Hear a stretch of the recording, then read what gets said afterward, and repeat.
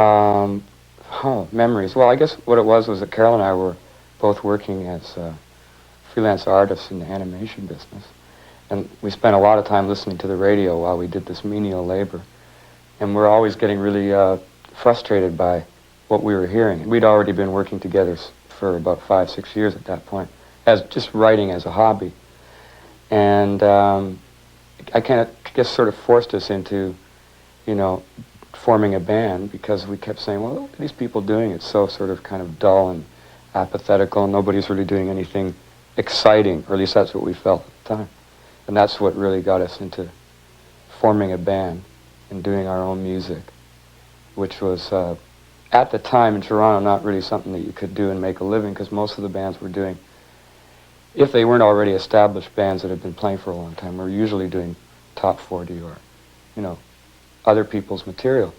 So when we first started, everybody said, no, you'll never get any work, you know, you can't do your own songs. You've got to do a few cover songs just to make a living, you know what I mean?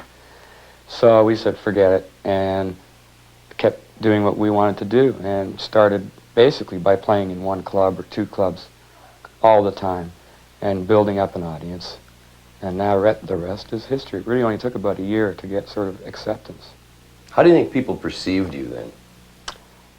I'm not sure. I mean, it was all different kinds of people that used to come and see us. I think it was, we were refreshing on the level that we were doing sort of fairly silly songs. I think some people thought we were just absolutely the worst because of the way we sounded. And in a way, I guess it was like we were like a punk band or something, you know? Not particularly violent, but just kind of amateur playing ability and very enthusiastic performances. I don't know that I've ever heard anybody refer to your songs as being silly. Yeah, I mean, I think a lot of our songs at that time were more, you know, blatantly funny, like Lipstick on Your Dipstick and Dry Hump. And just, there was a lot of songs that were obviously very funny. Restless Underwear came out of that period. And so there was a great deal of humor, and that humor is still there, but it's just not quite as obvious, except for something like Paisley Generation or something, which is sort of like the old Rough Trade. Your music, as well as your image, seem to have grown consistently over the last 10 years or so. Did you know then, when you first started, what you might be doing 10 years later? We just always wanted to keep going in our own direction. And as you say, I don't think the style has really changed all that much in 10 years. Just a matter of maturing as performers and as writers.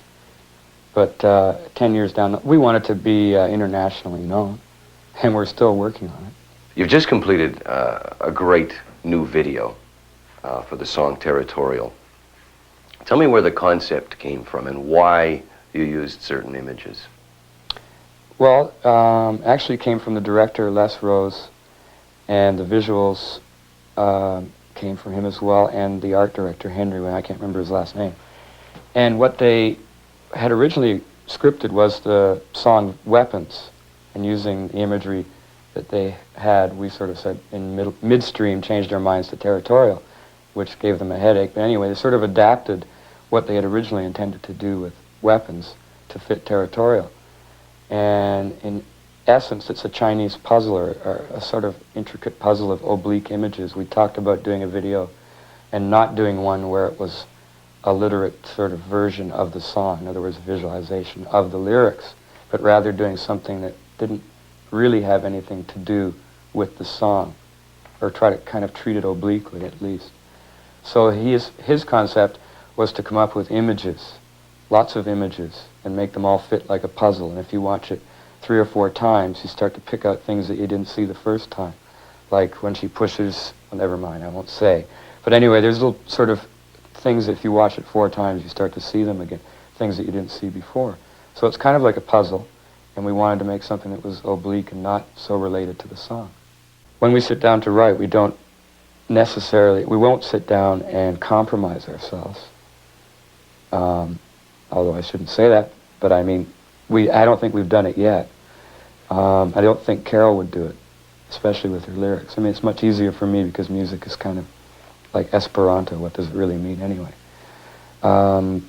It's universal. With Carol, she would feel I think, very badly if she dropped everything and just went for the simplest. Although I think she is simplifying what she's doing already.